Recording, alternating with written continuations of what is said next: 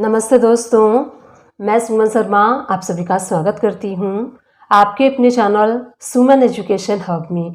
काफ़ी दिन से काफ़ी सारे कमेंट्स मेरे पास आ रहे थे कि मैम आप ज्वेलरी अकाउंटिंग के ऊपर प्रॉपर एंड डिटेल में वीडियो अपलोड कीजिए, जिसमें कि आप बताइए कि गोल्ड ज्वेलरी की अकाउंटिंग को कैसे मेंटेन करना है टैली प्राइम में। तो काफ़ी सारे कमेंट्स रिसीव कर रही थी मैं, तो मैंने सोचा कि इस टॉपिक पे मुझे वीडियो बनाना चाहिए। वैसे तो मैं ट्राई करती हूँ कि हर कमेंट्स का रिप्लाई करूँ, तो ये टॉपिक थोड़ा सा बड़ा टॉपिक है। अगर एक वीडियो में मैं अपलोड कर दूँगी कि कैसे आपको ज्वेलरी की अकाउंटिंग को मेंटेन करना है टैली प्राइम में, तो आप कंफ्यूज हो जाएंगे। इसलिए ये एक टॉपिक जो है बड़ा टॉपिक है, इसलिए इसका पार्ट वाइज मैं वीडियो लाऊंगी एंड पार्ट वाइज मैं आपको सिखाऊंगी कि कैसे आपको गोल्ड ज्वेलरी अकाउंटिंग को मेंटेन करना है टैली प्राइम में। देखिए, ज्वेलरी अकाउंटिंग को मेंटेन करने के लिए बहुत सारे सॉफ्टवेयर अवेलेबल है मार्केट में। आप चाहें तो उन सारे सॉफ्टवेयर को यूज़ करके अपनी अकाउंटिंग को मेंटेन कर सकते हैं। जैसे कि आपको पता है, ज्वेलरी अकाउंटिंग जो हम मेंटेन करते हैं उसके लिए हमें डिटेल में इनवाइस बनाना होता है। इनवाइस में हमें मेंशन करना होता है कि जो ज्वेलरी है, जो आप ज्वेलरी सेल आउट कर रहे हैं, वो कितने कैरेट का है। गोल्ड देखिए डिफरेंट कैरेट होते हैं गोल्ड में, 24 carat, 22 carat and 18 carat, 14 carat, 10 carat, 9 carat में ये सारे गोल्ड के कैटेगरीज हैं। तो इसकी अकाउंटिंग को मेंटेन करने के लिए अलग से सॉफ्टवेयर भी मिलता है। अगर आप चाहें तो उन सॉफ्टवेयर को ट्राई कर सकते हैं। एंड जो हम इनवाइस बनाते हैं, कस्टमर को हम जो इनवाइस देते हैं, उसमें हमें ये मेंशन करना होता है। सपोज़ कीजिए आपने किसी को रिंग सेल आउट किया, तो रिंग कितने कैरेट का है, कितने कैरेट गोल्ड से बना हुआ है, वो आपको कैरेट मेंशन करना होता है इनवाइस में।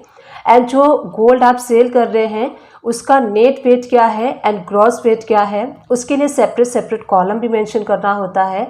तो ये सारी चीज़ें आप टैली प्राइम में भी कर सकते हैं। आपको क्या करना होगा, टीडीएल परचेस करना होगा। ये सारे ऑप्शंस अगर आपको चाहिए अपने सेल इनवाइस के अंडर में, तो आपने जिनसे टैली परचेस किया है उनसे कह के आप इस सर्विस को ऐड ऑन करा सकते हैं, अपने टैली को कस्टमाइज़ करवा सकते हैं। अपने वर्क के अकॉर्डिंग जो जो ऑप्शन चाहिए टैली कस्टमर केयर में कॉल कीजिए एंड वहाँ पे आप बोल के ये सारे ऑप्शन को कस्टमाइज़ करवा सकते हैं। इसके लिए टैली जिनसे आपने टैली परचेस किया है वो आपसे कुछ चार्ज करेंगे एंड ये सारी जो टैली है आपके अकॉर्डिंग कस्टमाइज़ वो कर देंगे। तो मैं आपको यहाँ पे नॉर्मली बताने वाली हूँ कि कैसे आपको गोल्ड ज्वेलरी अकाउंटिंग को मेंटेन करना है टैली प्राइम में। लिमिटेड ऑप्शन के साथ में बताऊँगी। इस टैब से भी अगर आप चाहें तो अपने ज्वेलरी अकाउंटिंग को मेंटेन कर सकते हैं टैली प्राइम में। तो चलिए यहाँ पे मैं एक ड्राइंग के थ्रू आपको एक्सप्लेन कर देती हूँ कि जो गोल्ड की क्वालिटी होती है, जो कैटेगरीज होती है, वो कैसे कैसे होती है एंड कैसे कैसे उसमें सारी चीज़ें मेटल्स उसमें मिक्स होते हैं। ये सारी चीज़ें मैं ड्राइंग के थ्रू आपको एक्सप्लेन करूँगी। तो चलिए ड्राइंग के थ्रू एक्सप्लेन कर देती हूँ मैं आपको। यहाँ पे देखिए मैंने एक ड्राइंग प्रिपेयर किया है सो दैट मैं आपको यहाँ पे एक्सप्लेन कर सकूँ गोल्ड की प्योरिटी के बारे में। तो ये बेसिक्स नॉलेज है जो हम यहाँ पे ले रहे हैं। यहाँ देखिए ड्राइंग में मेंशन है common type of gold purity. तो आप यहाँ पे ड्राइंग में देख सकते हैं इमेज के थ्रू। तो सबसे पहला जो गोल्ड होता है 24 कैरेट का, जिसमें कि 100% गोल्ड कंटेन होता है। सबसे प्योर जो गोल्ड होता है वो 24 कैरेट का होता है एंड इसमें जो गोल्ड की मात्रा होती है वो 100% इसमें गोल्ड होता है। तो ये सबसे शुद्ध माना जाता है। 24 कैरेट का जो गोल्ड होता है हम उससे डायरेक्टली ज्वेलरी नहीं बना सकते, क्योंकि जो 24 कैरेट का गोल्ड होता है वो काफ़ी सॉफ्ट होता है, काफ़ी स्मूथ होता है और इजीली फ्लेक्सिबल होता है, जिससे कि हम जो रेगुलर ज्वेलरी वियर करते हैं वो हम नहीं बना सकते। काफ़ी सॉफ्ट होता है, इसीलिए 24 कैरेट में कुछ मेटल्स मिक्स किए जाते हैं एंड उसको थोड़ा सा सॉलिड बना के तब उसको ज्वेलरी में कन्वर्ट किया जा सकता है। तो 24 कैरेट का जो गोल्ड होता है अगर आप इन्वेस्टमेंट के लिए परचेस करते हैं, उसके बार यानी कि 24 कैरेट के बार को या फिर बिस्किट को अगर आप परचेस करते हैं, तो सबसे जो बेस्ट गोल्ड होता है वो 24 कैरेट का गोल्ड होता है। बट डायरेक्टली हम उससे ज्वेलरी नहीं बना सकते, उसमें कुछ मेटल्स मिक्स किए जाते हैं, उसके बाद ही 24 कैरेट गोल्ड से ज्वेलरी कन्वर्ट किया जाता है। उसके बाद जो सेकेंड कैटेगरी आती है 22 कैरेट गोल्ड की आती है। आप नीचे परसेंटेज देख सकते हैं। 22 कैरेट गोल्ड में 91.6% गोल्ड होता है और जो रिमेनिंग पार्ट है वो अदर मेटल इसमें मिक्स होता है। तो 22 कैरेट गोल्ड भी अच्छा माना जाता है। तो यहाँ पे आप देख सकते हैं 22 कैरेट गोल्ड में 91.6% प्योर गोल्ड होता है एंड अदर मेटल्स भी इसमें मिक्स होते हैं।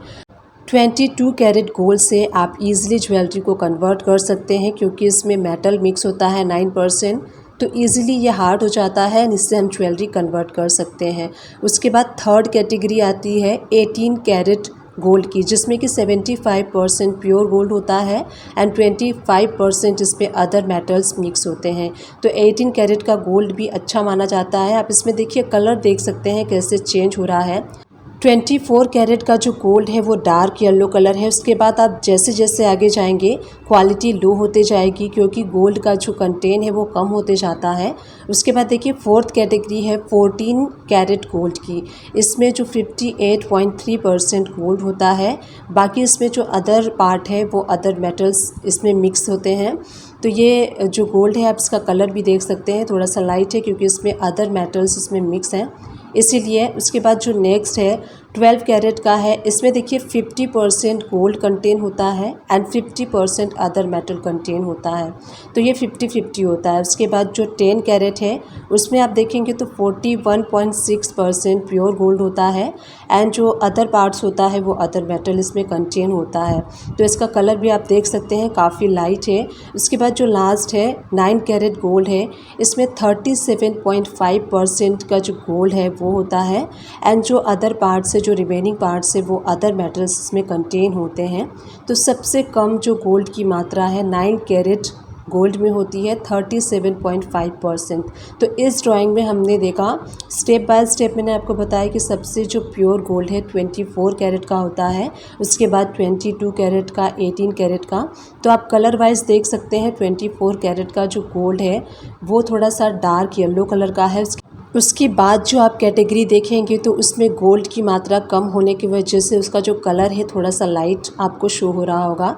तो इस टाइप से ये बेसिक नॉलेज थी जो हमने इस ड्राइंग के थ्रू आपको एक्सप्लेन करने की कोशिश की। तो इस ड्राइंग के थ्रू हमने देखा कि गोल्ड की कैटेगरीज क्या क्या होती है एंड किस कैरेट गोल्ड में कितना परसेंटेज गोल्ड कंटेन होता है एंड कितना परसेंटेज मेटल कंटेन होता है। ये सारी चीज़ें हमने इस ड्राइंग के थ्रू देखा एंड मैंने आप लोग को एक्सप्लेन किया। देखिए अगर आप कोई भी चीज़ सीखना चाहते हैं, किसी भी फील्ड में अगर आप हैं, कोई भी चीज़ सीखना चाहते हैं, तो आपका बेस यानी कि जो बेसिक नॉलेज है वो परफेक्ट होना चाहिए, वो सॉलिड होना चाहिए। अगर आपका बेसिक नॉलेज सॉलिड है तो आप किसी भी वर्क को स्मूथली एंड ईजिली कर सकते हैं, अंडरस्टैंड करके एंड प्रैक्टिकली भी आप कर सकते हैं। यही पर्पस था मेरा इस ड्राइंग को आपको एक्सप्लेन करने का। अगर आप किसी ज्वेलरी की शॉप में वर्किंग करते हैं एज एन अकाउंटेंट, या फिर अगर आप किसी भी ज्वेलरी शॉप में वर्क करते हैं, तो ये सारी चीज़ें आपको पता होनी चाहिए। बेसिक जो नॉलेज है ये सारी चीज़ें होनी चाहिए आपको। तो देखिए आज इस वीडियो में हमने देखा कि ज्वेलरी अकाउंटिंग की जो बेसिक कॉन्सेप्ट है वो हमने इस वीडियो में देखा। आगे आने वाले वीडियोस में मैं आपको सीक्वेंस वाइज बताऊंगी कि कैसे आपको ज्वेलरी अकाउंटिंग को मेंटेन करना है टैली प्राइम में। तो देखिए पार्ट वाइज वीडियो में अपलोड करूंगी, तो वीडियो थोड़ी थोड़ी लंबी होगी, तो आप इसको स्किप मत कीजिएगा। अगर आप गोल्ड ज्वेलरी अकाउंटिंग को प्रॉपरली सीखना चाहते हैं एंड प्रॉपरली मेंटेन करना चाहते हैं, अगर आप सोच रहे हैं कि किसी ज्वेलरी शॉप में या फिर किसी बड़े से ज्वेलरी कंपनी में अगर आप वर्क करना चाहते हैं एज एन अकाउंटेंट, तो आपको पूरा वीडियो देखना होगा एंड पूरी वीडियो देखने के बाद आप प्रॉपरली ज्वेलरी अकाउंटिंग को मेंटेन कर सकते हैं। तो अपने आने वाले वीडियोस में मैं आप लोग के साथ शेयर करने वाली हूँ कि सबसे पहले आपको कैसे कंपनी क्रिएट करना है, कैसे जीएसटी कॉन्फ़िगरेशन करना है, उसके बाद लेजर्स कैसे आप क्रिएट करेंगे एंड ज्वेलरी का जो स्टॉक आइटम होता है वो कैसे क्रिएट करना है, और स्टॉक कैटेगरीज भी हम क्रिएट करेंगे एंड यूनिट्स भी हम क्रिएट करेंगे। उसके बाद हम देखेंगे कि कैसे हमें परचेस करना है, उसके बाद कैसे हमें जो स्टॉक जर्नल की एंट्री पास करनी होती है, मैन्युफैक्चरिंग की एंट्री कैसे पास करनी होती है, फिर उसके बाद जो आप प्रोडक्ट बना लेते हैं, ज्वेलरी बना लेते हैं, तो कैसे आपको सेल आउट करना है, सेल के इनवॉइस को कैसे आपको जनरेट करना है वो मैं आपको बताऊंगी। एंड आगे चल के बहुत सारी चीज़ें हम इस वीडियो में देखने वाले हैं। तो ये सेशंस चलने वाला है ज्वेलरी अकाउंटिंग का, तो आप किसी भी वीडियो को स्किप मत कीजिएगा। अगर आप ज्वेलरी अकाउंटिंग को प्रॉपरली सीखना चाहते हैं तो इस वीडियो के बाद कंटिन्यूटी में आपको वीडियो वॉच करना है। अगर आपको सीखना है तो वीडियो वॉच करना होगा। तो देखिए, एक छोटी सी इन्फॉर्मेशन थी जो मैंने आप लोगों के साथ शेयर की, और मुझे लगता है कि जो basic knowledge about jewellery accounting है आप लोग को अच्छा लगा होगा एंड समझ में भी आया होगा। अगर आप फर्स्ट टाइम मेरे चैनल पे आए हैं एंड न्यू व्यूवर हैं तो मेक श्योर मेरे चैनल को लाइक कर लीजिए, शेयर कर लीजिए एंड सब्सक्राइब कर लीजिए। अगर टैली अकाउंट से रिलेटेड कोई भी कन्फ्यूज़न है या फिर कोई भी क्वायरी है, आप मुझे कमेंट्स कर सकते हैं। डेफिनेटली उसका सॉल्यूशन एंड रिप्लाई मैं आपको दूंगी। साथ ही बेल आइकन प्रेस करना ना भूलिएगा। इससे इन फ्यूचर जो भी वीडियोस मैं अपलोड करूंगी उसकी नोटिफिकेशन आपको साथ के साथ मिलती रहेगी एंड आप मेरी कोई भी वीडियोस को मिस नहीं कर पाएंगे।